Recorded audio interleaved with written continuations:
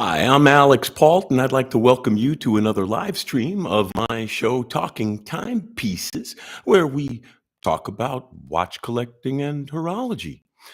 Today, I wanted to start by talking about watch power reserves. Now, watch power reserves are something that's talked about a lot lately, and it's something that some people are putting a lot of importance on. Um, Now, in my humble opinion, and it is my opinion, I'm not a arbiter of any kind of fact. Um, hey, how's it going, Renee? Um, I'm not an arbiter of any fact, but in my opinion, power reserves. When you ask the question, is the power reserve of a watch important? Is it just a number? Should I think about it? Is it just marketing?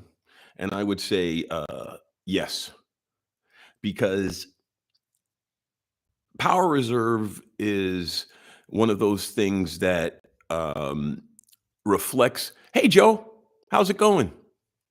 Uh, Power reserve is one of those things that reflects the inherent quality of a watch. It reflects it because it's related to important things like accuracy and precision. Now, before I get any deeper into accuracy and precision, I want to make a very clear point that accuracy and precision are not the same thing.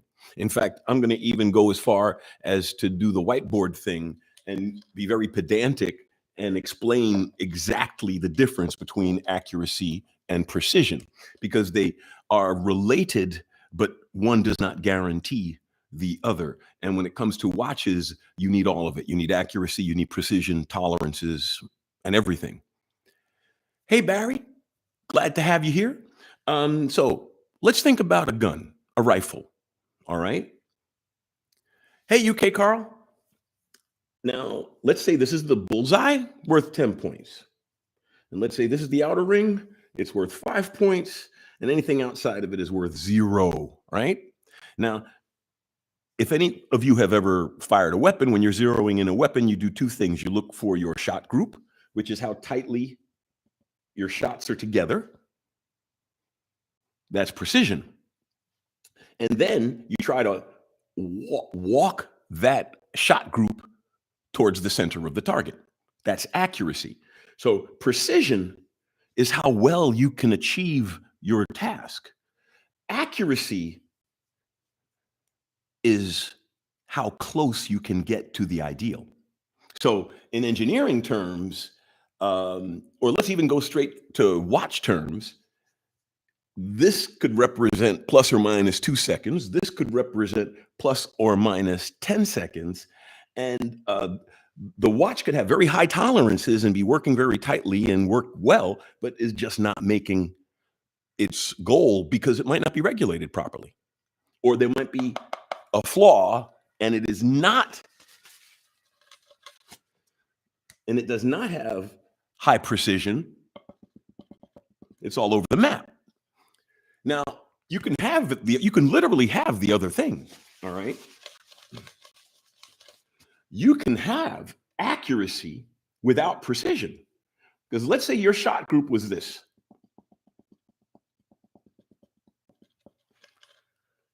That's a great shot group. You're within the target. But you're obviously not precise because your shots are all over the map. So a watch that has good timekeeping falls within the tolerances that you've set up for it. May not be a very highly precise watch in different ways. It might wear irregularly. It might need servicing more often. Um, it might not work properly for odd reasons, but for the most part, it would work as intended because it is reasonably accurate, even though it is not precise. So you could be very precise, as I was pointing out, and have all of your shots hit the head of a pin. But if you're off from the center of the target, it's useless. Um, when you think about that in the context of power reserve in a watch can tell you a few things. One, it could tell you how much spring energy is in the watch. Some manufacturers have 2 and even 3 barrels in their watch to get high power reserves. And then they have to do some type of constant force escapement system or some type of catch mechanism to reset the winding before the barrels completely unwind or something along those lines. Because when you have that much spring energy, then the force, constant force, does become an issue. So most watches with 2 barrels or 3 barrels also have very, very accurate movements, let's put it that way. And there has to be some precision, but there could be a lot of slip in those barrels if the mechanism allows for it, you see. And that's the thing with any engineering situation. If you account for the hysteresis in the system, you can make a system reasonably accurate, especially if you can insert feedback. Now, in the case of a mechanical watch with power reserve, you're just simply going for, in one sense, you can go for brute force, like I said, multiple barrels, or you could go for a very, very efficient mechanism, one that runs very smoothly and does not have a high friction or wasted energy coefficient. Um, for example, one of the nice things about spring drive is that since there's no oscillation, there's no back and forth in its mechanism, it's a more efficient mechanism. Uh, it doesn't necessarily have to be more precise because it could be off, but it's more efficient in that the mechanism does not have to stop in reverse direction 8 times a second. Um, so it really is a variable benefit why it has a high power reserve. Now, um, what a power reserve can tell you is either it has a lot of spring energy or it is a very efficient movement. It could be very well designed and just rolling like, slicker than whale snot, as they would say. Um, and that's a good thing. So a 1 barrel watch with a high power reserve, it's got some good engineering in it. In the case, say, for example, of the Powermatic 80, part of the reason is that they reduced the beat. And part of the reason is, in the case of the silicon spring and all, it's more consistent. It's more, I would say, within a lot easier to predict tolerances because the springs are all the same. But in the case, say, for example, of Zenith, who uses a silicon pallet fork and escapement wheel, there's literally less friction. So you gain there. Rolex famously coats their spring barrels in friction material so that they move more smoothly in their courses. So power reserve does indicate the efficiency of a system, but it does not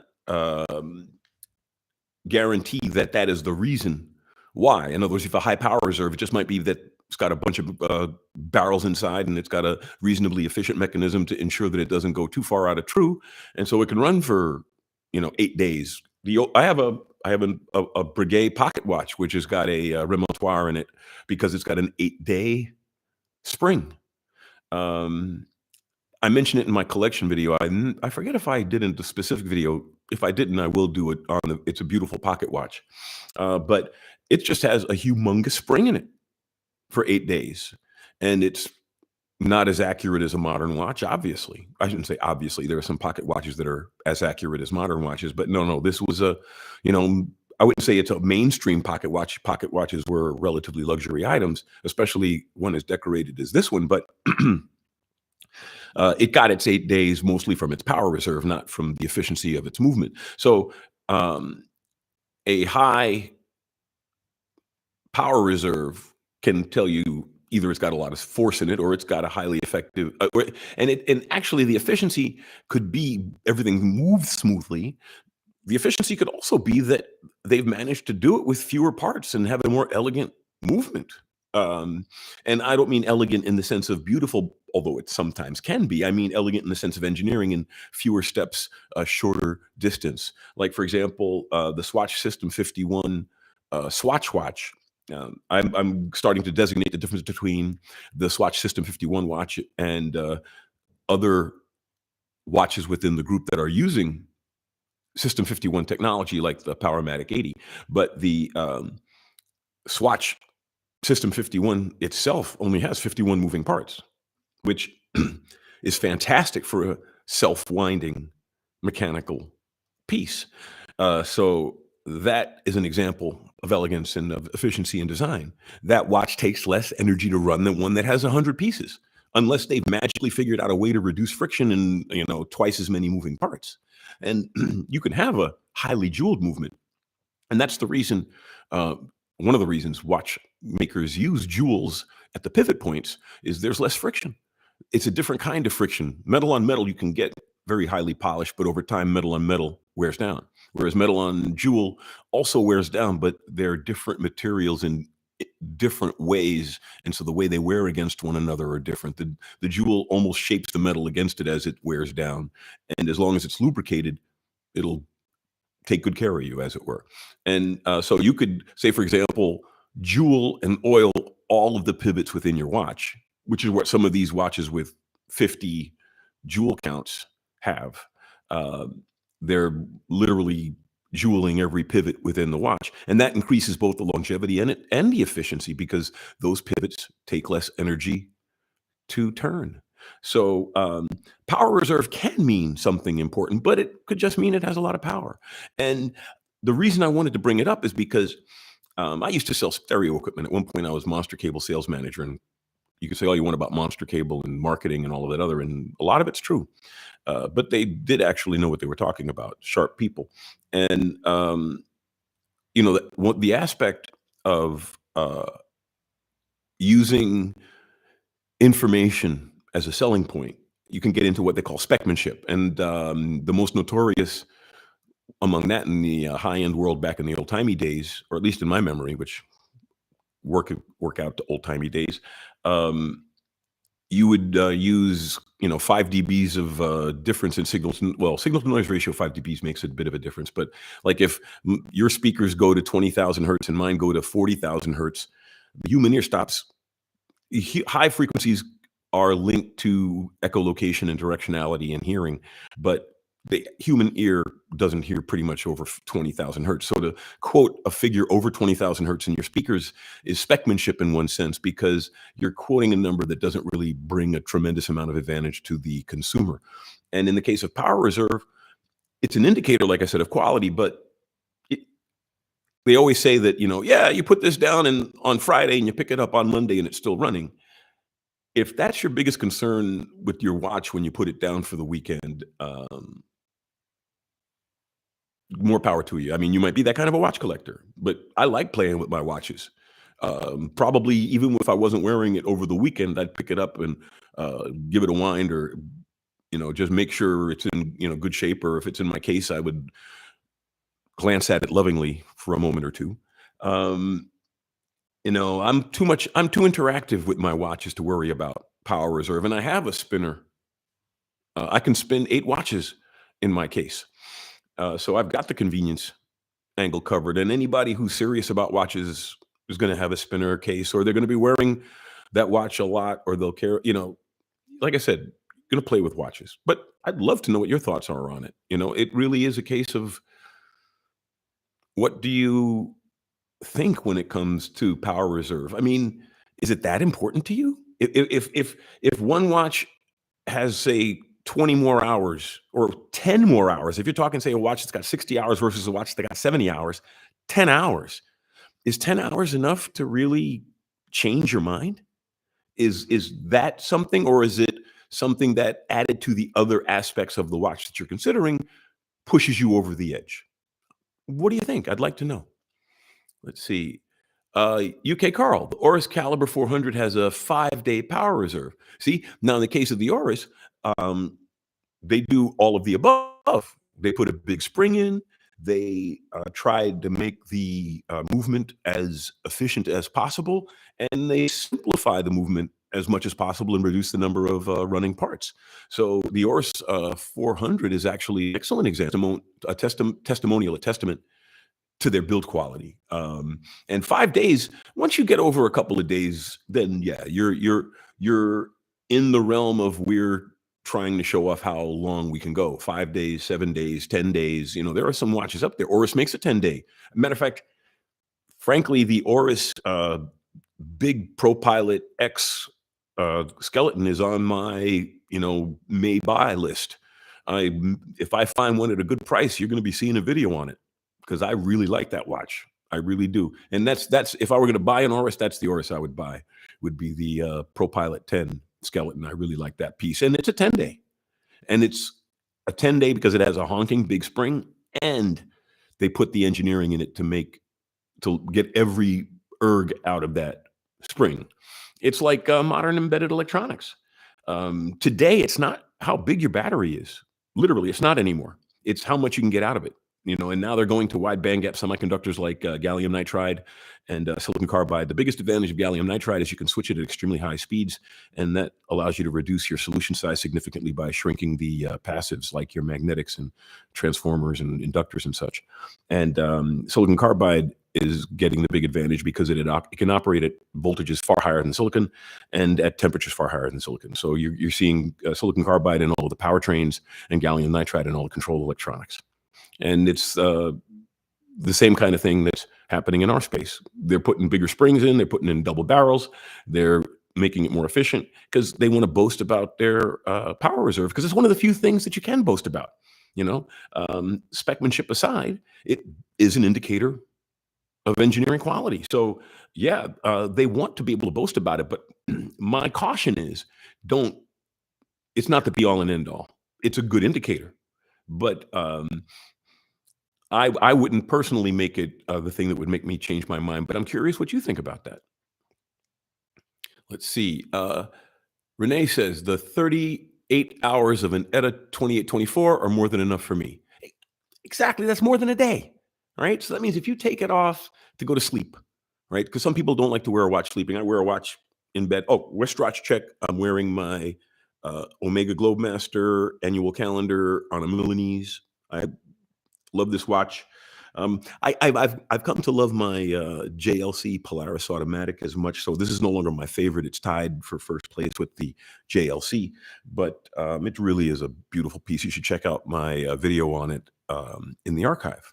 But some people don't like to wear their watch at night. So, I can see wanting enough power reserve that if, let's say, for example, you skip a day, but if you're a collector, or even if you're not a collector and you only have one watch, you're going to be wearing it more often than that. But if you're a collector, like I said, you're going to probably be playing with it or looking at it or looking forward to resetting it when you put it back on, because for some people, the resetting ritual when you put it back on your wrist is a ritual. It's a way to reconnect with the piece. You go, oh yeah, I haven't seen you since, oh wow, Tuesday the 14th. And then you go on your merry way, having reconnected with that beautiful piece on your wrist. So yeah, like I said, I think power reserve is a good indicator of quality, but that's not why I buy a watch.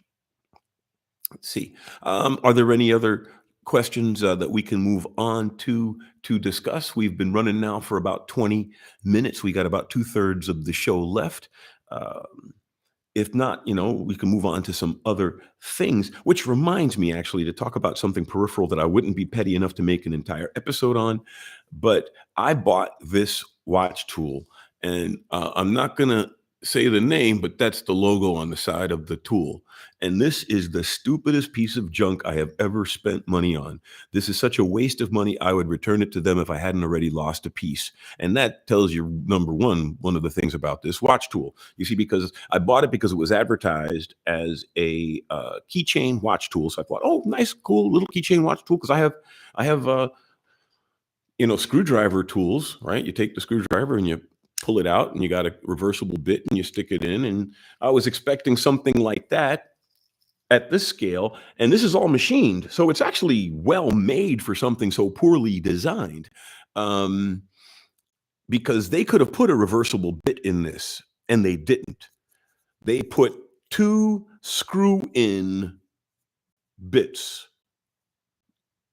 They put 2 screw-in bits, one a push tool, a pin tool, and one the fork tool. But instead of being reversible, they gave you 2 separate screw-in tools, and I already lost the other one because there's no storage inside for the other piece. So this is a solid block of machined aluminum, with this hollow in it, and this screw-in bit and a little keychain tool. Now, if there was a reversible bit in here, it would be a useful tool. But since you have to screw in independent bits, this is worse than useless because now all I have is a pin tool on a keychain. I don't have a fork tool on a keychain. I have a pin tool on a keychain. I can't reverse it. And who the heck thought of a keychain that you have to screw on individual bits? Because if it's on a keychain, you're not going to be carrying extra parts. I would love to have met the guy who designed this, and I would just say sad. I've made mistakes this big, and I've apologized for them. I'd like to have the person who created this apologize to me. That's $30 I'll never see again, and I regret spending. Let's see. Hey, James, happy Sunday. And hey, Johnny, how you doing?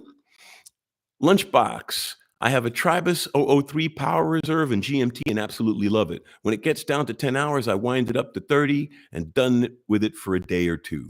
Next watch will be Power Reserve as well. Well, you have a visible Power Reserve. See, that's nice. Like when I had my Seiko spring drive, I liked the fact that it had a Power Reserve. I got to look at it in the case. And when I saw that it was running low, I just spin it back up again. So a watch with a display, a Power Reserve display, is nice. It's useful. Like I keep thinking about the North Flag, the Tudor North Flag. That's a really nice watch. The only thing I still have to get past the yellow. I'm just not a big yellow wearing guy. But the North Flag is a nice enough piece that I'm if I get it see it at a good price, I'll forget about my yellow aversion. Because I would buy the Apollo 8 Dark Side of the Moon Omega, and that has yellow highlights. So I'd be a hypocrite if I would buy the Omega Apollo 8 and not the North Flag, and they both have yellow highlights. So obviously I like the Omega better, but duh. We got these idiots spamming the just ignore them, the spammers. Johnny says, I recently bought a Wittenauer 8-day Power Reserve. Nice. Clock. Nice. Very, very nice, my friend. I am sending a report on these people.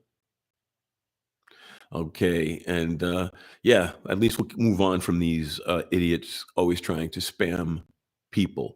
It's an airplane clock. Nice, nice, nice. So is it a dash clock? Well, obviously it would have to be a panel clock if it's for airplanes. So that's cool that it has a Power Reserve, but then that would make sense because if it's a mechanical clock in the panel, you want the pilot to be able to trust it. So he or she would have to be able to see if it was running. So a second indicator would tell you, but it wouldn't tell you how much juice you got left in it.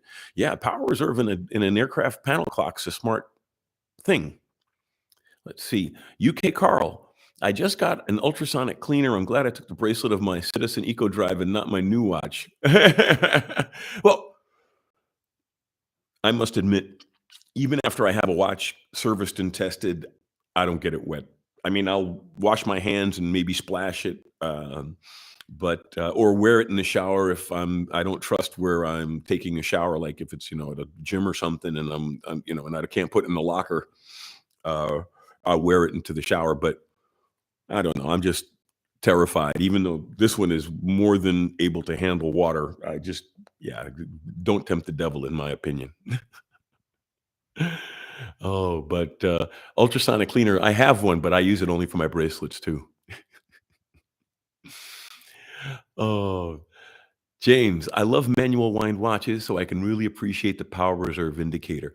Exactly. Manual wind with a Power Reserve would be nice.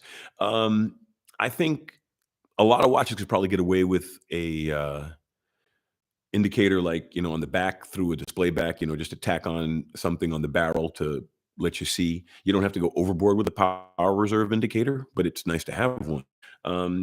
Although the famous manual wind, the Speedmaster, doesn't have a power reserve indicator, although that would be cool if it had one. Um, but then again, it was designed back in the 50s, so I doubt that they were thinking about power reserve in the days, because you didn't really need it, especially when you were wearing a manual wind watch. You knew that you had to wind it every day anyway.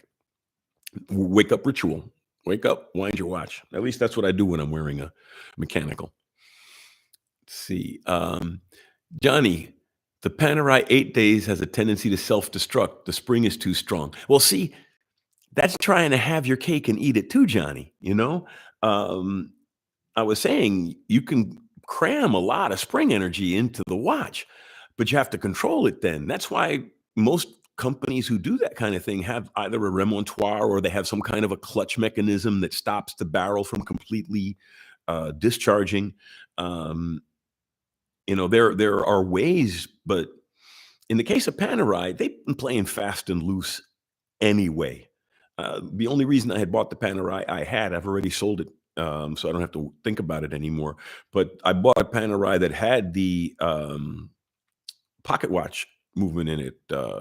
Forget off the top of my head the name, um, but I deliberately did that because I figured then that way if it was fake, the movement's probably going to be kosher because the movement was actually relatively inexpensive to get highly decorated. But Panerai, I've lost my taste for them anyway, and hearing that the spring is too powerful for the watch or the mechanism, it's actually not that the spring is too powerful, is that the mechanism in the watch is not satisfactory to contain the energy. That's like saying that that a car with a big engine is not a well driving car. They should have designed better brakes and put a better suspension on it to handle the power that the engine puts out. And the same thing in a watch. If you can't handle the spring energy at the beginning or at the end, right? Because what you're saying, it runs down, right? If you can't handle the energy at the end, it's just as bad as if you can't handle the energy at the beginning. But if you can't handle the energy at the beginning, it's going to damage the watch. Exactly. You're right. Let's see. Okay. Renee says, I've got a Hamilton Pulsematic Auto Quartz LCD. Oh, very cool. It has a power reserve of 120 days. You have to replace the battery every 120 days. So twice a year. No, every 3 times a year. Wow. Hey, Oris. Ola. How you doing, Ola? I personally love watches with longer power reserves just because they keep running even when I don't wear them and don't have time to wind them or give attention to my watches. I can believe that, but my question, Ola, is would you buy a watch, one watch over another? Let's say it was say between an Oris and a Mito, right? So let's go, to companies that people consider relatively equal. They're not out marketing each other. And one was, well, I guess I answered that question earlier when I said I'd buy the Oris Pilot 10. But in the case of like I said, in the case of the middleweights, they're really trying to show engineering prowess with that. But I don't know if I would go with, like I said, I don't think I would go with a watch just because it had a long power reserve. But would you, Ola? Let's see. James says, I enjoy the ritual of winding and setting my watches, so I find a power reserve over 50 hours excessive. Well, I agree. And Ola says, no, it's not a deal breaker. It's just nice to have. Exactly. And that's what I was saying a little bit earlier is that it is nice to have a long power reserve, but unless you're like going for days and days, like to really show off, I think 2, 3 days. I mean, 3 days is a lot if you think about it. That's a lot of power reserve. Um, and if you're jumping through too many hoops to achieve that, and the watch suffers, like in this hypothetical case with Panerai, it's only an allegation. I don't know it for a fact. But let's say, for example, their springs are a little too hot and they're damaging the mechanisms. That impacts everything, right? That impacts reliability, that impacts retention of value, that impacts accuracy, that impacts everything. It's a mechanical mechanism. So power reserve is nice, but I wouldn't throw the baby out with the bathwater and try to make it the be all and end all. And having the watch run well for a reasonable amount of time is more important to me than having it run like forever. But like I said, as Ola says, it's not a deal breaker. It's just nice to have, and that's all I'm saying. Is that I'm not trying to point my finger and say no, power reserves are wasteful. I'm just trying to remind everyone to put the power reserve in context, because a lot of manufacturers are starting to tout power reserve as if it's a magic wand. And I'm just reminding people that it's not. Power reserve is nice, but it's not like, oh, we have a longer power reserve, it means we're a better watch. That's not necessarily the case. I mean, it could be a result of being a better watch, but one does not, it's not causal. Let's see. And I love winding and playing with watches too. I agree with you, James. Uh, Only Swatch Group watches, no battery replacement needed for the Hamilton. Oh, it's a rotor. It's like the Snake Seiko, the original, the hybrid that they had with the rotor would charge up a capacitor. The Seiko Kinetic, similar to that technology. Yeah, I got you. So, well, that's not bad at all. So it charges up internally for 100. So that means you don't have to wear it for a while, months. That's nice. That's a fun thing to have. That's fun. That's a fun thing to have. Let's see. Johnny, another big question. The Tag Heuer high precision 1/100th of a second chronograph beats like a demon. Does it have to be serviced regularly? Well, if I am not mistaken, it has a separate balance wheel for the chronograph. So, yes, if you ran the chronograph multiple times a day, you'd probably have to worry about more often servicing. But if you're running the chrono once, twice a day for 30 seconds, you're showing somebody in a bar, or you actually are timing, your eggs or something, um, you're not going to really be beating the hell out of it, because then for the other 23 and a half hours of the day, it's just sitting idle. So, Zenith does that with their high beat, 100th of a second stopwatch in the chrono. Um, it has a separate balance wheel that runs when the chrono's running, and it's not running when the chrono's not running. So in the case of the Hamilton, I believe it's the exact. I mean, in the case of the Tag, I believe it's the same thing, that it's a separate balance wheel that only runs when. Matter of fact, I'm almost positive that's the case. I remember seeing a video on it. It has the balance wheel for the high beat is idle for 23 and a half hours a day. So you shouldn't have to worry about it being needed to be serviced sooner, because they take that into account, that you're not running it a lot. It's like a nitrous oxide injector in a car. Used judiciously, it's not going to burn your engine out. But if you hit it all the time, yeah, you're going to be seeing what a piston liner looks like more than you want to. Let's see, what do we have here? Ola, I can only agree to the 5+ days seems excessive, especially when it comes to the cost of accuracy and maintenance of the movement. However, for modern watches, I like to have at least 50 hours. Nothing wrong with that. 2 days. That's a good power reserve. And multiple days, like I said, is all right, but it has to be done well. It has to be engineered to handle it. Like I said, I hand my hats off to the Oris ProPilot 10, the skeleton. It's a 10-day. And it has a big spring, but it also has a mechanism that's designed to handle it. And I like that piece a lot. But in that case, the 10-day is they're trying to show engineering prowess, and they're not just trying to make it a convenience thing. You know what I'm saying? I think they're, like I said, if you go for trying to hit long records, 8 days, 10 days, you're either trying to prove something, or in the just satisfaction, make sure the people don't feel they're running out of power reserve, or you're really trying to show that the watch has got legs. And I think the Oris 10 is an example of that, and there are a couple of others that are just really, really well made with really, really long power reserves. Well, like I said, that the Breguet movement in my 8-day pocket watch from over 100 years ago still runs today. if you design the watch to handle the power, then you're okay. But yeah, again, like I said, I'm not trying to beat up on power reserve, but just remember it's an indicator. It's something to look at and think about.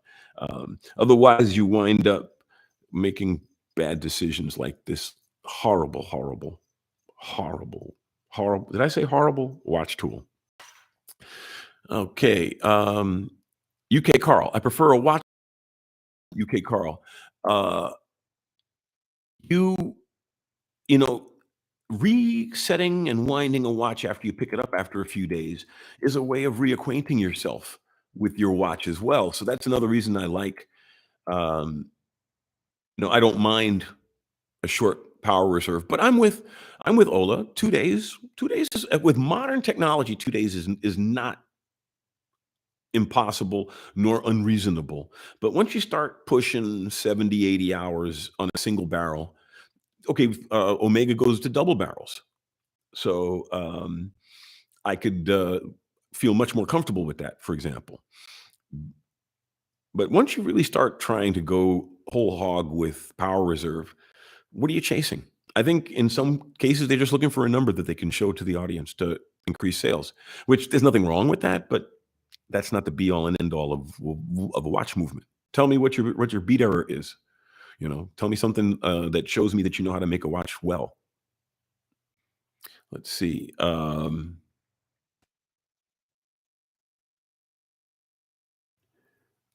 Unseen Hero. How's it going, Unseen Hero? Hello. Like you said, I think after 48 hours, there are large diminishing returns in value. It's for me, it's always brings more value, but not the same as the first few. Well, exactly. Once you get to the point that, you go past a couple of days, at that point, you're almost forgetting to put the watch back on, unless you've got a large enough collection that you don't worry about it. But if you're that kind of a person with a large collection, you're not going to mind playing with your watches, or you're going to at least put a couple of the more difficult to set, on a winder. Whereas this for an annual calendar is a piece of cake to set. You spin the crown in one direction and it changes the month. You spin the crown in the other direction and it changes the day. Beautiful. Um, Easy peasy. But yeah, it's a convenience thing to have it on a spinner. But then again, it's a convenience thing to have a long power reserve. Show me an annual calendar. Show me a flyback chronograph. Show me something that shows you. I'd rather put the money into that than a long power reserve. That's all. But that's me. As I've said many times, it's what you want to put on your wrist. You have to please yourself before you can please anybody. And if you like a long power reserve, if that's one of the things that makes you feel warm and comfortable, go for it. You know what I'm saying?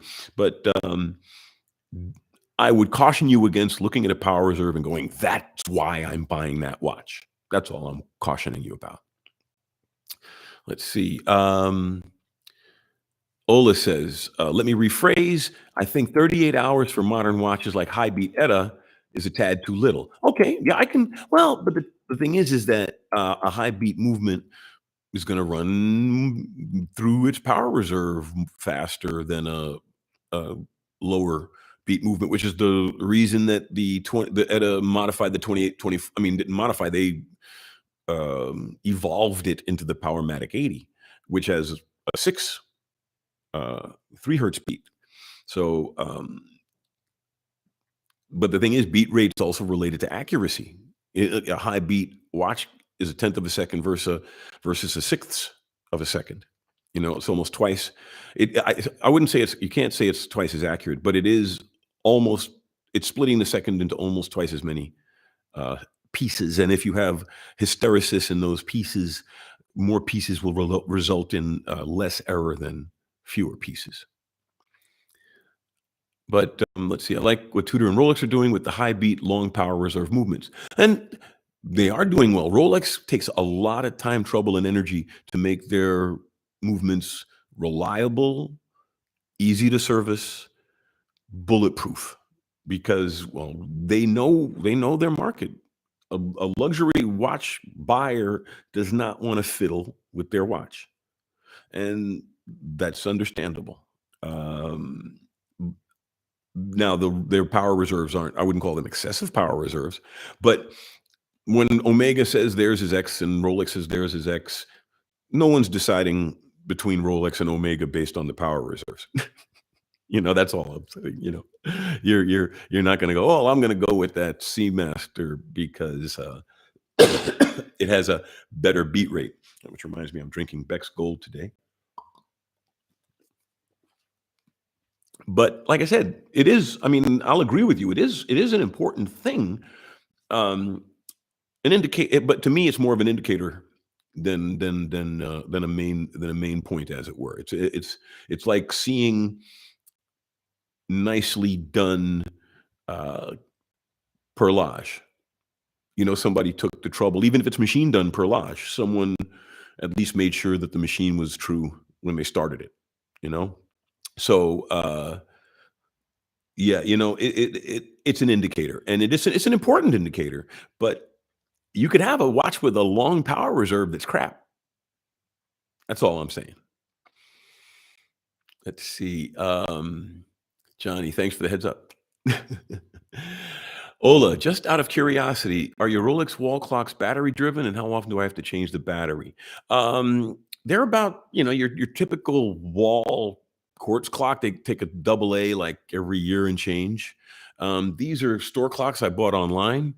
I actually was able to get them to sync seconds within, and one of them's actually running a little faster than the others. I'm going to let them run until the batteries run out and see how much they drift over the year and change that they're up there. Well, you'll get to see over my shoulder yourselves. As you see, I finally got my signs in. I finally got the signs in for the cities, New York, Frankfurt, and LA. So now it's like we've got the newsroom set up now. I should actually center it more so that there we go. So that the next time I'll do it so that you can see all of the clocks right away. But yeah, I'd say about a year and a half or so. You have to change the battery, year, give or take. I guess it depends on the quality of the battery you put into it. Lately, I've been putting in straight up alkalines. I used to put in rechargeables, and now I'd have to replace them in less than a year. And I said, screw it, and I put in regular batteries for the duration. So I'm thinking these might even go too, because I put in some really good alkalines. We'll see what happens. Well, I'll let you know when I change them. But I just put them up because I switched the batteries when I moved into the apartment a couple of weeks ago. So now you know when the batteries went in, and you can keep track yourselves. Let's see. How about power reserve indicators? I think power reserve indicators are Johnny asked that question. Power reserve indicators. I think power reserve indicators are cool. It came up a little bit earlier in the conversation. We talked a little bit about it. Like I think the North Flag, the Tudor North Flag, is a cool piece with the power reserve indicator in it. And I had a Seiko spring drive, the first generation, the 002 in the blue face, and that had a power reserve indicator. And that was fun because a watch with a power reserve indicator, you could keep them off the spinners. Because you can leave it in its pocket, and you go, oh, it needs a little bit, and then you can take it out and give it a little bit of service, and you put it back in, and you can just keep an eye on that power reserve indicator. I think power reserve indicators are cool. More watches should have them, and I think now that more and more watches are going display back, it's easier to put a power reserve indicator, because then you can just attach it to the barrel and put some markings on the frame somewhere, and with a lower parts count and change to your watch, you could add a power reserve to your design. Even though it's only visible through the back, it would still be a cool thing to have. So I agree with you there. I think a watch with a power reserve indicators are cool. If you could integrate it into the watch without messing up the display, go for it. I think, like I said, the North Flag is a great example of that. Or even the, like I said, the Tudor, I mean, not the Tudor, the Oris Pro Pilot 10, the skeleton, I believe that also has a power reserve for its 10 days, So power reserve indicators are cool. They're an indicator is an example of watchmaking, because to put a power reserve indicator in there, you have to insert that mechanism and gearing into the watch mechanism, which means you have to either get a better mechanism from your supplier, or get that mechanism from your supplier and then add the power reserve yourself, or while you're adding whatever modules that you're going to add, moon phase or chronograph or whatever. But yeah, I think power reserve indicators are a cool complication. I am all for power reserve indicators. Let's see. And James touches again on what I had mentioned earlier. Generally, the longer the power reserve, the more variation there is in precision across the duration. Exactly. So if you have a long power reserve, you're going to need a remontoire, which a remontoire is a smaller spring, so that the big spring lines the small spring, and then the small spring runs the watch. So that way you have a more predictable power curve, and that's a remontoire. Or you could have a Fusee chain, which is literally a little cone inside with a chain, and so the variable width of the cone changes the gearing ratio as the chain unwinds. But that's an extremely expensive way to do it, because those microscopic chains are expensive and difficult to manufacture. In the Victorian days, they had children do it because they had little fingers and sharp eyes. Or you could put a clutch mechanism in the barrels if you have multiple barrels, so that way when they wind down to the point you can't guarantee accuracy, the watch just stops. And you have to wind it again. But you hit the nail right on the head. If you have a long power reserve, you have to think about your force. That's why constant force escapements in watches with long power reserves are often touted. A watch with a long power reserve will often talk about how they maintain constant force. And if they don't talk about how they maintain constant force, then I'd ask, because if you have a long power reserve and you do not have a constant force escapement system of some kind, as James said, you're going to have accuracy issues over time. So James said to @Johnny, I love a power reserve indicator as long as it is tastefully done, like on the Seiko SAR W013. Well, I was saying they do some good power reserves on their kinetics. They've done power reserves. Famously, the spring drive series all have power reserves, and they can do a nice power reserve. And like I said, the North Flag has got a nice power reserve. Even the Panerai has got I don't like the linear power reserve. I think they're trying to show off in one sense, with a linear indicator, because there's a slider there and all of that other. But maybe they should have put more effort into managing the power from the spring. Let's see. Lunchbox says, I think you're talking about the Tissot Powermatic 80. Well, the Powermatic 80 got a longer, among the ways they went to a longer power reserve is they reduced the beat from 4 hertz to 3 hertz. And that is a 20, right? I mean, just surface math is 25% reduction in wear. But it's not, I mean, it's non-linear. Some parts wear more than others and the like. And of course, they did something to design to increase movement efficiency, fewer parts and such, and lubricant technologies and such. And the number of joules is directly related. But yeah, the how you manage the power is more important than how much power there is. My philosophy has always been, the more sophisticated the technology involved, the more precisely you can apply force. And that applies for everything from lasers to nuclear weapons to watches. If you can apply force more precisely than your competitor, you're going to make a better mechanism. I mean, because you can go to smaller feature sizes, and you can go to tighter tolerances, and you can manage forces more effectively. So it is important not just to have a long power reserve, but to have that power managed well, both for timekeeping purposes and for watch reliability, overall reliability. You don't want stuff snapping on you and breaking on you, and needing service all the time just because your spring is a monster and the watch has to break itself just to keep it on top of keep on top of it. It is a question when you're looking at a watch. What Every engineering design is a series of compromises. So what compromises are they making to have that power reserve? because there's no such thing as a free lunch, especially in engineering. Uh, the signs add much more to the atmosphere. Yeah, well, Unseen Hero We says, yeah, the signs add much more to the atmosphere. If you, oh, to the, thank you. I was thinking about the signs on the watch, like indicators and such.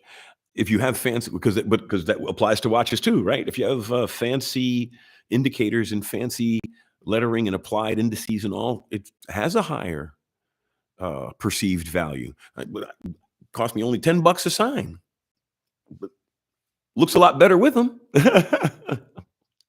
And that way, I mean, I know which one to look at, but not everyone else does. So, hey, Wonder Tan guy, how's it going? How's it going? Always late, but always there. Aw, so nice. It's always nice to have you. Always nice to have you.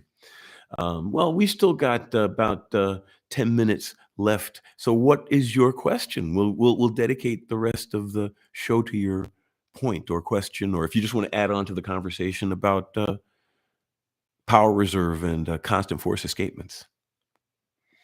Let's see. Ola, I'm off early to start the work week, right, with sufficient sleep. Yes, everyone get good night's sleep.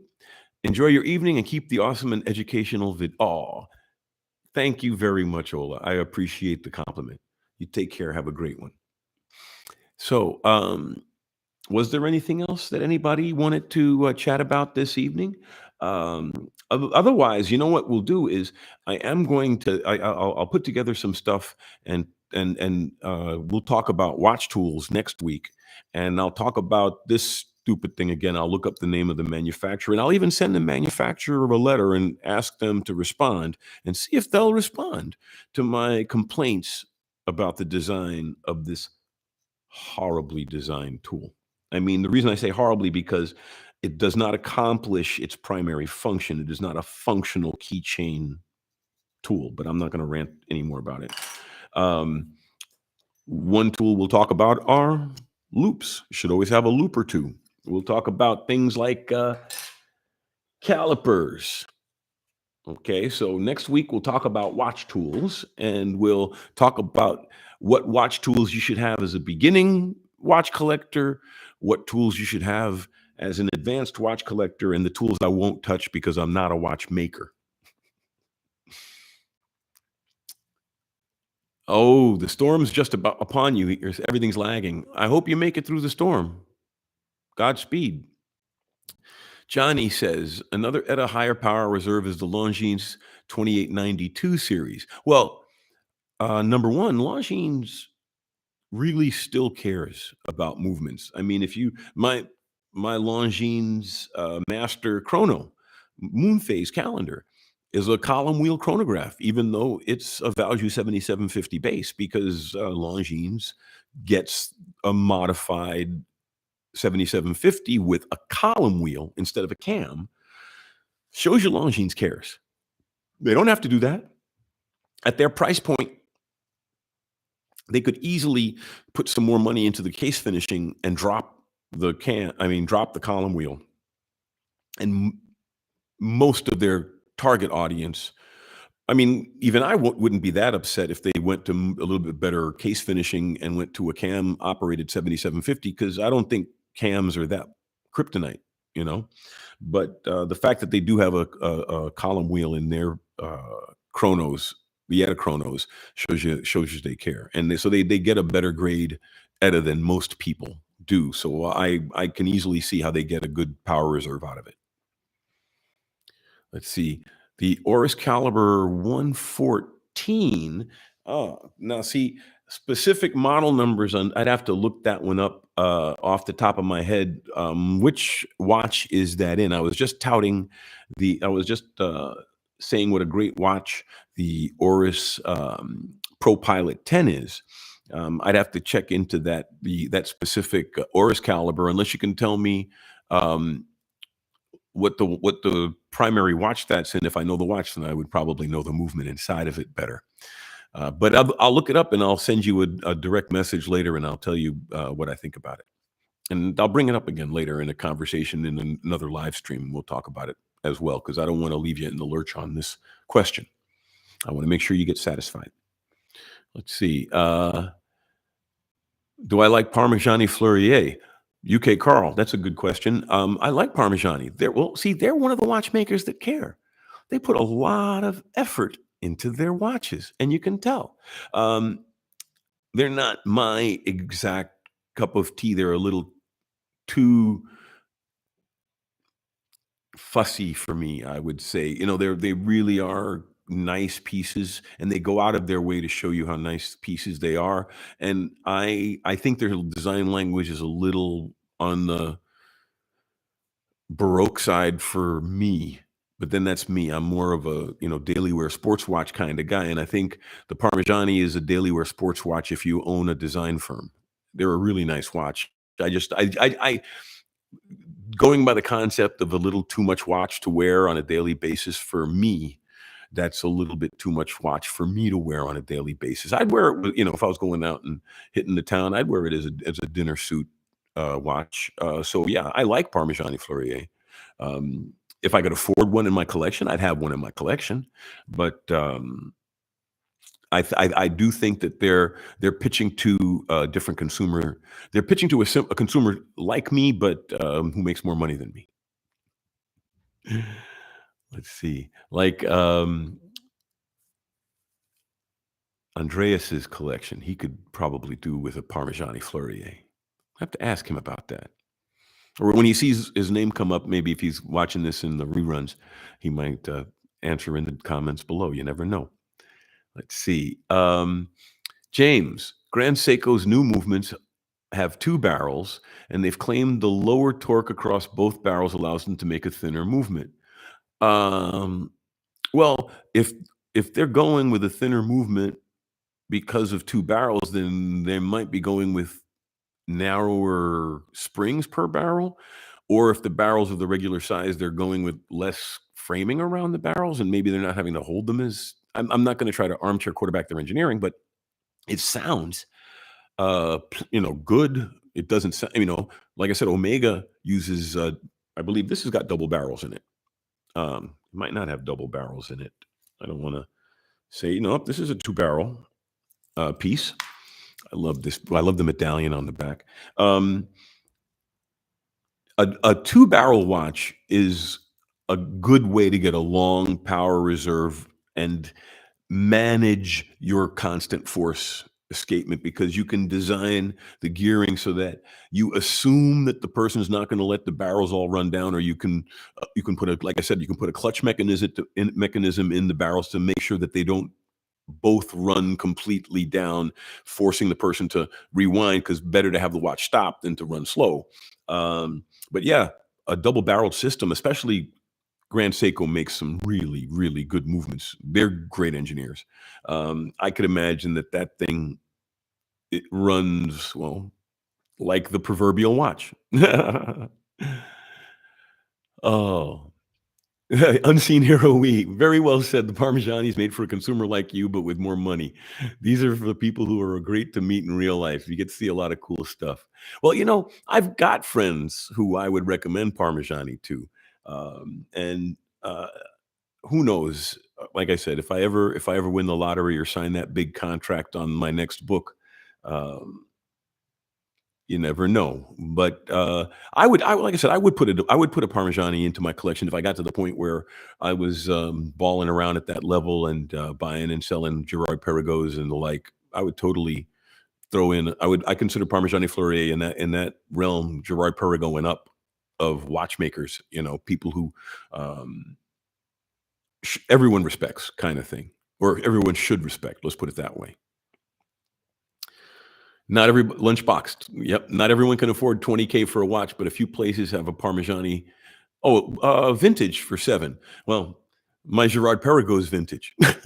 you know, Sometimes, as I think I've mentioned it in other episodes, vintage is nothing wrong with vintage. Well, size is usually the biggest problem, but you can wear any size as a suit watch, because suit watches are supposed to be small and elegant and slip under the cuff. So I have a vintage 36, could be even 34, Gerard Perregaux bumper, Love that watch. So, yeah, I might get a Parmigiani Fleury. I didn't think about that, a vintage Parmigiani. That would be a good way to go.